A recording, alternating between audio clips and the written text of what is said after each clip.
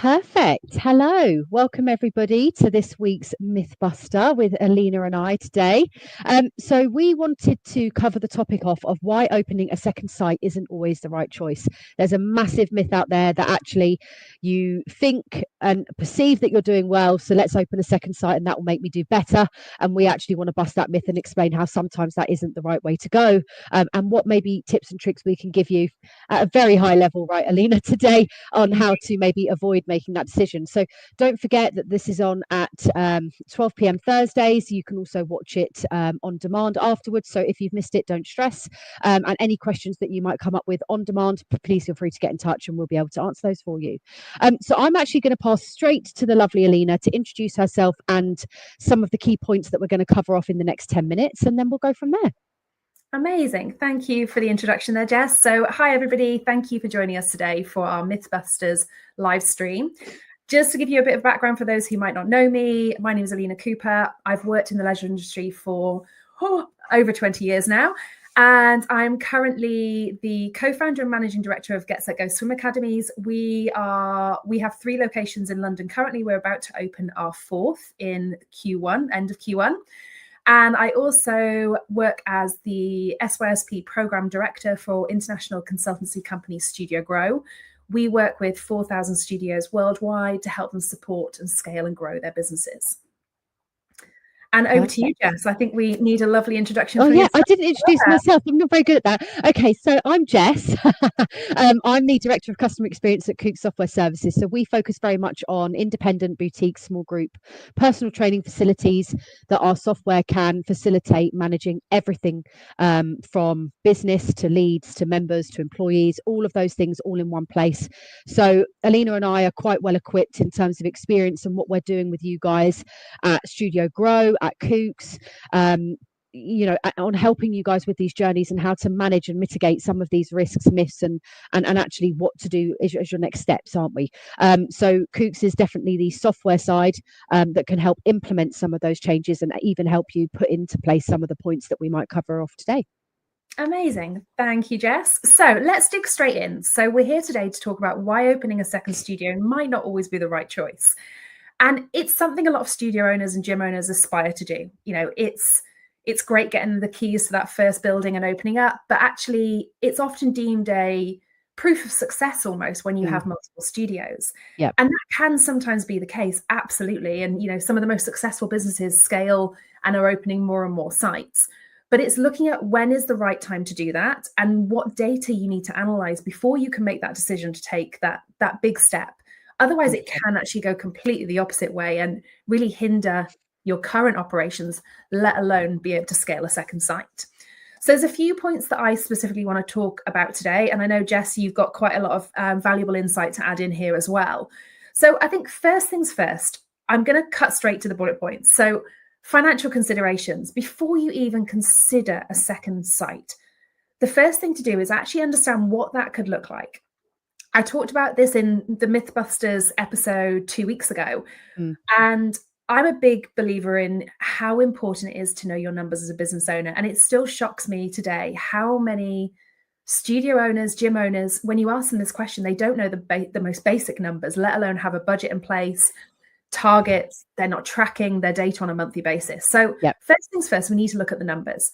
So we need to do a really in-depth startup cost analysis, so you can look at what capital investments required to open that space and what potentially funding you require to be able to do that. Is this something you can fund from the profits of your existing studio, or is this something you're going to have to look at other funding opportunities?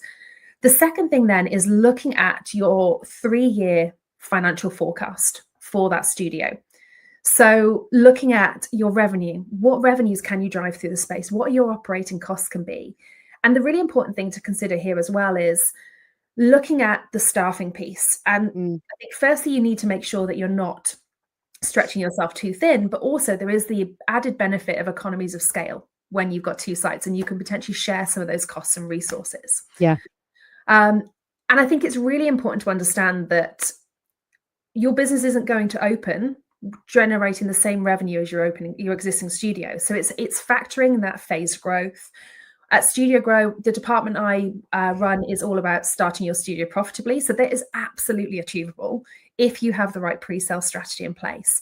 But you still need to factor in those operating expenses and capital investment costs up front. The other thing you need to consider as well at this point is the potential risk of cannibalizing your existing customer database. So it's really important that when you're looking at opening a second site, you think about where you're going to open that site. Is it a case that your one site is overflowing and you actually want a site quite close to support that? Obviously, there's a risk that you might have more move from one to the other and you might have to drive sales in the first studio. Or are you looking at opening in a new area, new territory?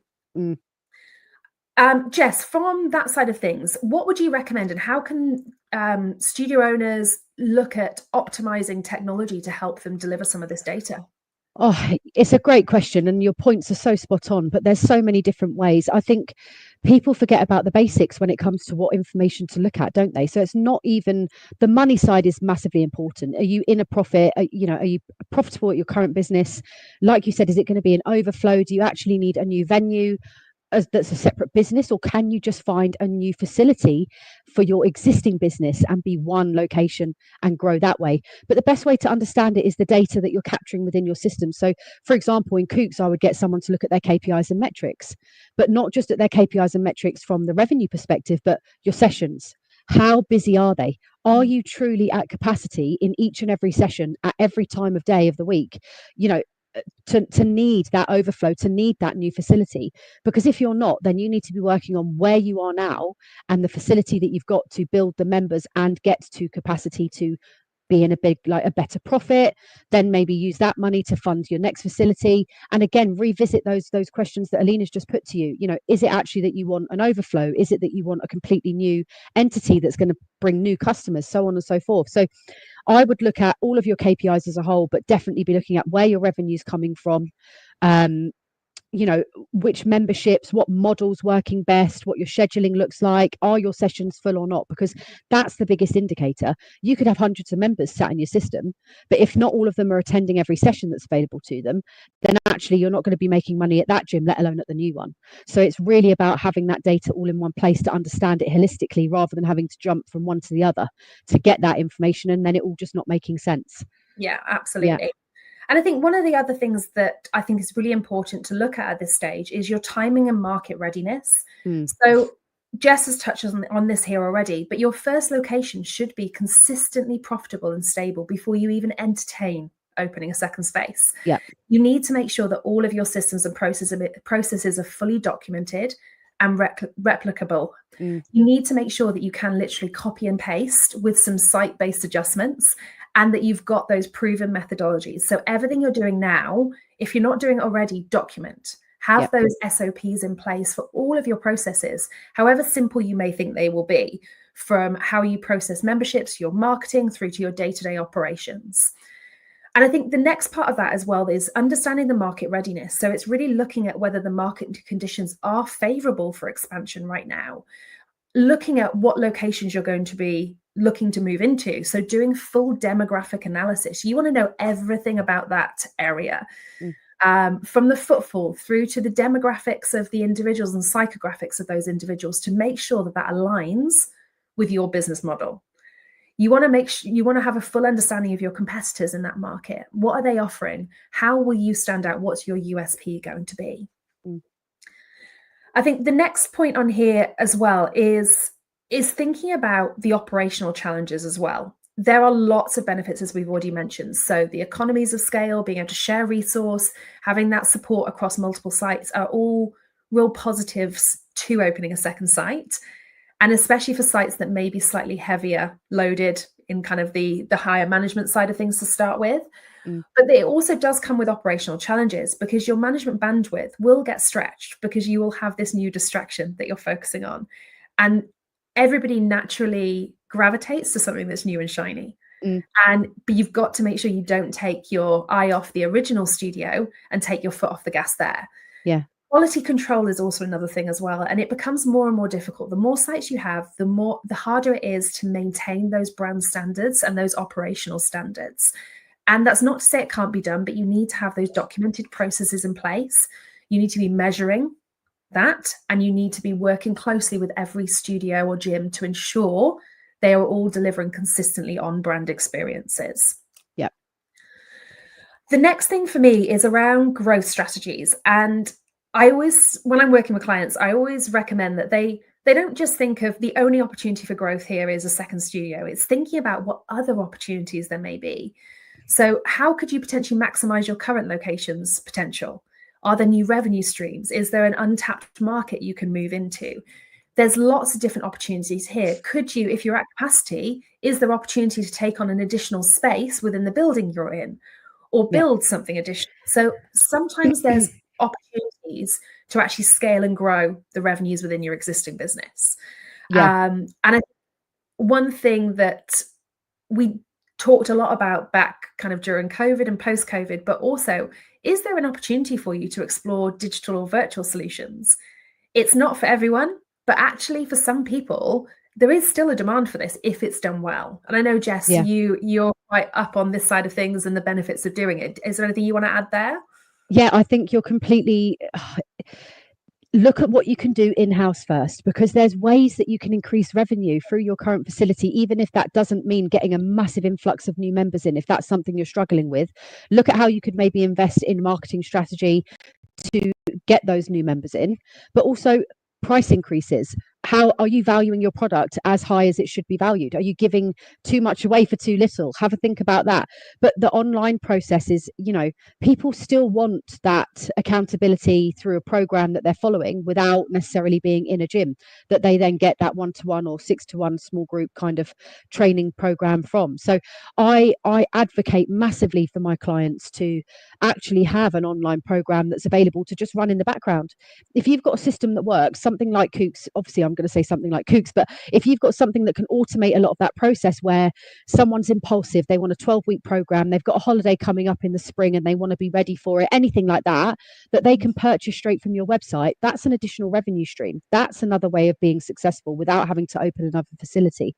Even down to just adding pay-as-you-go options on your sessions, which a lot of people don't do, can again increase that revenue and increase your profit. And if that second facility is the goal, then you're going to be in a better profit and in a better position to then do that through funds that you have, rather than, again, like Alina says, trying to find another revenue stream for it. So massive advocate for using that as a bit more of a, if you can call it a passive income, something running in the background with some automations. Use the systems you've got to have that working for you. 100%.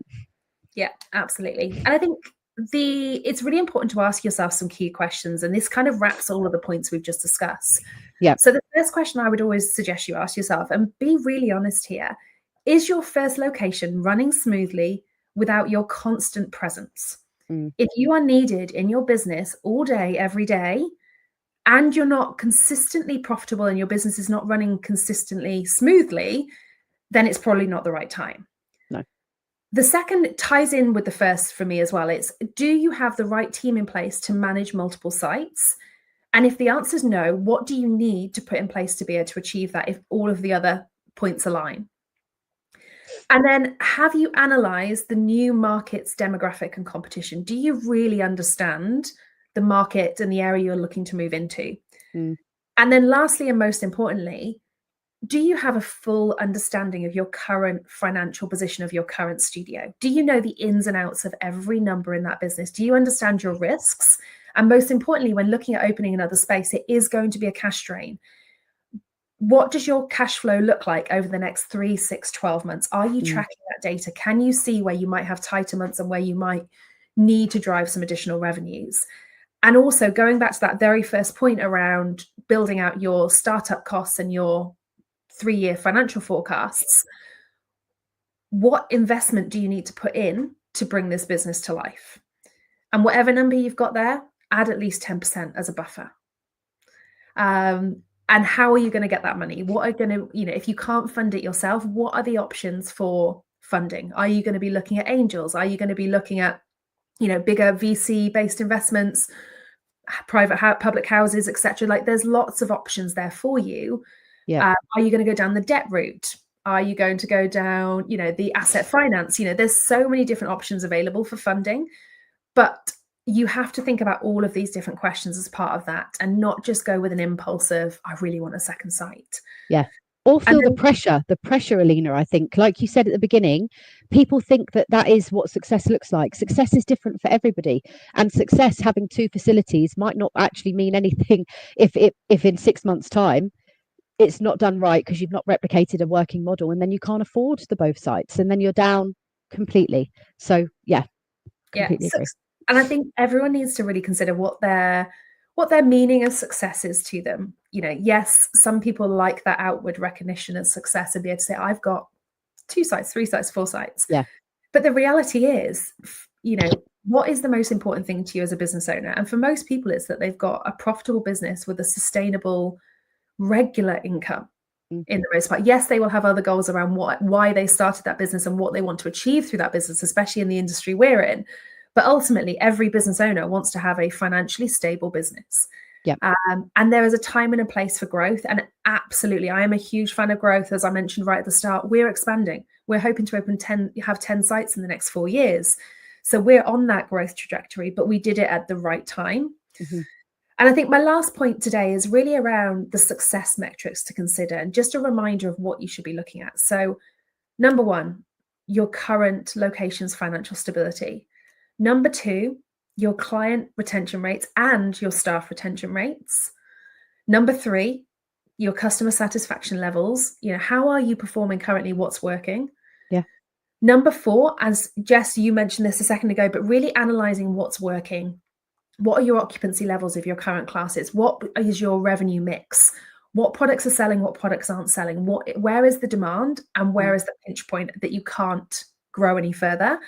And then lastly, looking at that market saturation analysis as well of what is the opportunity in the areas you're looking at. Jess, any other points to add there for today? Oh, I don't know. I think there could be loads, to be honest, and we could go all day, as we said 2 weeks ago. But I think they're really, really key points that you've covered off for everybody there. And it's just about making sure that it really is the right time, and doing your research, I think, is the simplest way to wrap that up in a few words. But no, I don't think today there's much more we can add without going over by quite a while. Absolutely. So if you have any questions at all that you haven't asked whilst we've been on this live today, please do just leave us a comment below, and one of us will come back to you and answer those questions. We'd love to hear your feedback and thoughts on today's session, and also the 2 previous sessions that we've hosted as well. And we will be looking at bringing you more MythBusters and live streams in the coming months. Yes. So thank you so much for joining us today, and we look forward to hearing from you. See you all soon.